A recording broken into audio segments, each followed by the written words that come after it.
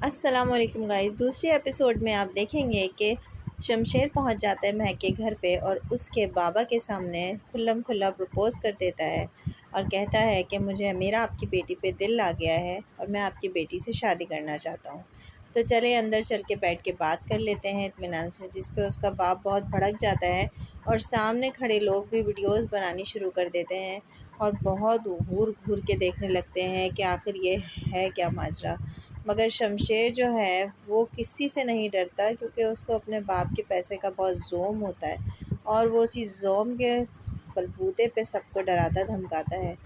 घर में बैठ के बोलता है कि मुझे आपकी बेटी पसंद आ गई है और मैं उससे निकाह करना चाहता हूँ, जिस पे उसके बाबा को बहुत गुस्सा आ जाता है और वो कहते हैं कि कोई तरीका है, कोई शर्म हया है तुम में, किस तरह से तुम मेरी बेटी का रिश्ता मांग रहे हो। जिस पर उसकी माँ भी कहती है कि हमने अपनी बेटी के बारे में कुछ और सोच रखा है और वो तो अभी पढ़ रही है।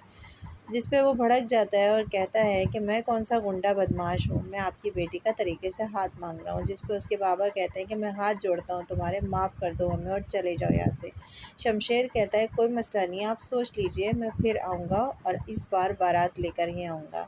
शमशेर बाहर निकलता है और ऊपर खिड़की की तरफ देखता हुआ जाता है जहाँ महक का कमरा होता है। वहाँ उसकी छोटी बहन खिड़की में खड़ी हुई होती है और वो महक को बताती है कि शमशेर अब गाड़ी में बैठ के जा रहा है। जिस पर उसकी बहन बहुत परेशान होती है कि ये तो हाथ धोकर पीछे ही पड़ गया।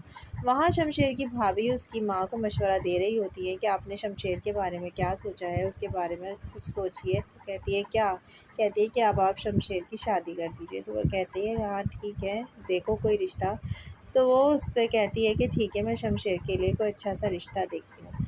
वहाँ महक कॉलेज जाती है और उसकी दोस्त भी उसको कह रही होती है कि यार तुझे तो बड़ा अच्छा लड़का मिल गया बैठे बिठाए, तो क्यों उसके बारे में नहीं सोच लेती, अच्छा है, खाते पीते घराने का है, वेल लोग हैं।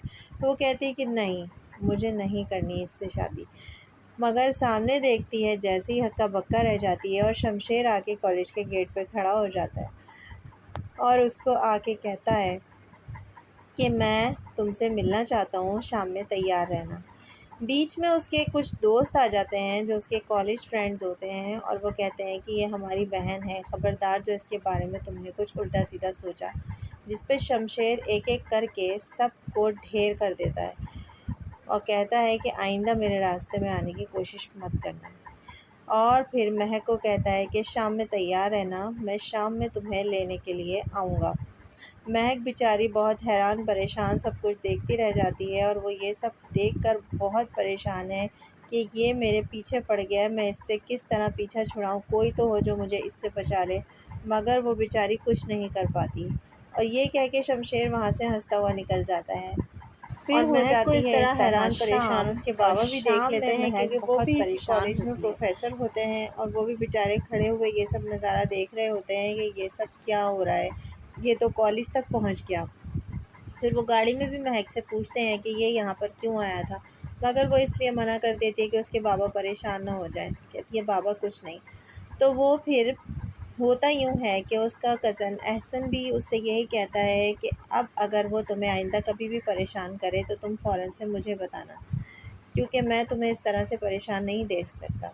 आइंदा वो आए तो तुम फ़ौरन मुझे फ़ोन करना। उधर शमशेर की भाभी उसके कमरे में आती हैं और उससे कहती हैं कि मम्मी ने मेरी ड्यूटी लगाई है कि मैं तुम्हारे लिए लड़की देखूँ। तो वो कहता है इसकी कोई ज़रूरत नहीं है, ये काम मैं कर चुका हूँ और अभी भी मैं इसीलिए जा रहा हूँ, लड़की मैं देख देख चुका हूँ और मैंने पसंद भी कर ली। वो कहती है कौन है? तो वो कहता है वो है।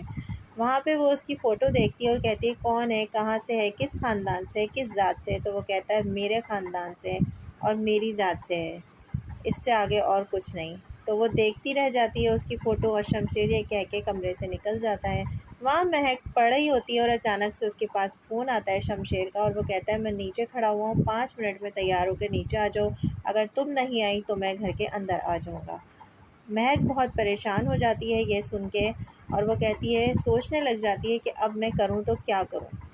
वहाँ शमशेर उसका 5 मिनट देता है इंतज़ार के और नीचे खड़ा हुआ उसका इंतज़ार ही कर रहा होता है। तो महक को ये ख़्याल आता है कि उसके कज़न अहसन ने, जो कि उसका मंगेतर भी है, उससे कहा था कि अगर कुछ भी हो या आप शमशेर आए तो फ़ौरन मुझे कॉल करना। वो अहसन को बहुत कॉल्स करती है मगर अहसन उसका एक भी फ़ोन नहीं उठाता। अहसन को पता चल जाता है क्योंकि उसकी मामा भी खिड़की से देख लेती हैं कि शमशेर नीचे गाड़ी में खड़ा हुआ है। यहाँ मुस्तकिल महक की कॉल्स एहसन के पास आ रही हैं, मगर एहसन नहीं उठाता फ़ोन। इसकी वजह पता नहीं क्या होती है, यह आपको अगली किस्त में पता चलेगा। यहाँ खिड़की से उसके पेरेंट्स भी देख रहे हैं खड़े हुए एहसन के नीचे शमशेर आया हुआ है, मगर वो महक की एक कॉल भी रिसीव नहीं करता। बालाखिर महक मजबूर होकर कहती है अपनी बहन से कि तुम नीचे मत आना, मैं नीचे जा रही हूँ। उसकी बहन रोकती रह जाती है, मगर वो नीचे उतर कर आती है। नीचे उसके मामा और बाबा खड़े हुए होते हैं और वो उनसे कहती है कि बाबा आप मुझे जाने दें, मैं आपकी इज़्ज़त जैसी लेकर जाऊँगी वैसी ही वापस भी लेकर आऊँगी। उसके बाबा कहते हैं तुम इस शख्स को नहीं जानती, है गुंडा बदमाश है। वो कहती है नहीं बाबा, मुझे इससे एक बार तो बात करनी ही होगी, वरना ये हर बार हमें इसी तरह परेशान करता रहेगा। मामा बाबा को वो बहुत समझाती है और ये कहकर निकल जाती है कि मैं जा रही हूँ, मुझे उससे एक बार बात करनी ही पड़ेगी। ये कह के वो चली जाती है। वहाँ वो गेट खोलती है और शमशेर हॉर्न पे हाथ रख के भूल जाता है। हॉर्न बजा बजा के आखिरकार वो बेचारी दरवाज़ा खोलती है और बाहर आती है, और शमशेर ये देखकर बहुत खुश होता है कि महक बाहर आ गई फ़ाइनली। और फिर वो उसके साथ होटल में चली जाती है।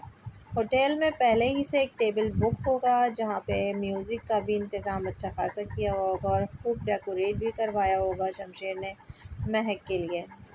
शमशेर इस वक्त बहुत खुश है, वो यही समझ रहा है कि शायद महक राज़ी हो गई है। उधर उसकी फ़ैमिली वाले, उसके चाचा की फ़ैमिली वाले भी बहुत परेशान हैं, और उसकी चाची जो है बहुत वावेला मचा रही है और कह रही है कि महक अपनी मर्ज़ी से गई है, मुझे नज़र आ रहा था सब। उसकी मर्ज़ी ना होती तो वो कभी भी ना जाती। जिस पर उसके पेरेंट्स कहते हैं कि वो उससे सिर्फ बात करने गई है। वो कहती है बात करने में और साथ जाने में बहुत फ़र्क होता है, लेकिन उसको कौन समझाए, वो तो हमेशा रंग में भंग डालने की कोशिश ही करती रहती है। यहाँ महक बेचारी बहुत परेशान बैठी है। टेबल पे उसको शमशेर रोज़ पेश करता है, जो कि वो फ़िलहाल तो ले लेती है, लेकिन फिर उससे विनती करती है कि आप प्लीज़ मेरा पीछा छोड़ दें, मेरे बाबा बहुत इज़्ज़तदार हैं। वो कहता है तो क्या हम इज़्ज़तदार नहीं हैं, मैं भी इज़्ज़तदार ही हूँ। वो कहती है आप प्लीज़, मैं आपके हाथ जोड़ती हूँ और विनती करती हूँ कि आप मेरा पीछा छोड़ दें और अब मेरे पीछे मत आइएगा। मेरे मम्मा पापा बहुत परेशान हो चुके हैं पहले ही मेरी वजह से, अब मैं मज़ीद परेशान नहीं करना चाहती। ये कह के वो टेबल से उठ जाती है और वहाँ से चली जाती है। शमशेर ये सब देख के बहुत गुस्से में आ जाता है और उसको समझ नहीं आ रहा होता कि अब मैं करूँ तो क्या करूँ, क्योंकि वो उसकी परमिशन के बग़ैर वहाँ से उठ के चली गई और ये सब कुछ शमशेर की मर्ज़ी के ख़िलाफ़ हो गया। उसको कुछ भी अपनी मर्ज़ी के ख़िलाफ़ होना बिल्कुल भी पसंद नहीं है, क्योंकि ये उसकी नेचर में ही नहीं है। वो वहाँ पे जो म्यूज़िक बजा रहे होते हैं उनको भी डांट देता है कि बंद करो ये म्यूज़िक, और टेबल पे से कपड़ा इस तरीके से खींचता है कि सब कुछ बुरी तरह बिखर जाता है और उसको शदीद गुस्सा आता है। और यहीं पर इस ड्रामे का एंड हो जाता है। तो तीसरी किस्त देखने के लिए मेरे चैनल को सब्सक्राइब, वीडियो को लाइक एंड शेयर लाजमी करिएगा। मिलेंगे इंशाल्लाह तीसरी एपिसोड के साथ। टिल देन, अल्लाह हाफ़िज़।